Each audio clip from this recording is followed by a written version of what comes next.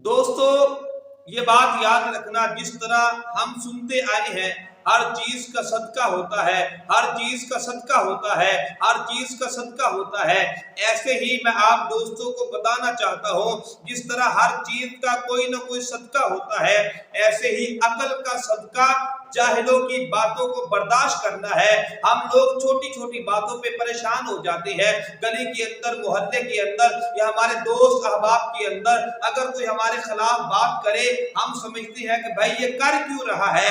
मैंने कहा जब बंदे के खिलाफ बातें होना शुरू हो जाए तो आप ये अपने जहन के अंदर पूरे इत्मीनान के साथ आप खुश हो जाएं कि भाई मैं कामयाब हो रहा हूं। इसलिए अल्लामा इकबाल ने फरमाया था, तुम दिए बातें मुखालिफ से ना घबरा ए उकाब, ये तो चलती है तुझे ऊंचा उड़ाने के लिए। जब बंदा कामयाब होता है फिर लोग बंदे के खिलाफ बातें करते हैं। इसलिए लोगों की बातों की तरफ हमने जाना ही नहीं है, हमने अपनी मंजिल का तयन करके हमने अपने हदफ पे पहुंचना है। और याद रखना, जमाना सारा मिलकर, ये हमारा ईमान होना चाहिए, हम मुसलमान हैं, सारा जमाना मिलकर किसी को इज्जत देना चाहे, अगर अल्लाह ने उसके मुकद्दर में इज्जत नहीं लिखी, सारा जमाना मिलकर किसी को इज्जत नहीं दे सकता। और अगर अल्लाह ने किसी के जो है वो नसीब के अंदर इज्जत को लिख दिया है, अगर सारा जमाना मिलकर उस इज्जत वाले को रुसवा और जलील करना चाहे, जलील करने वाले जलील हो जाएंगे।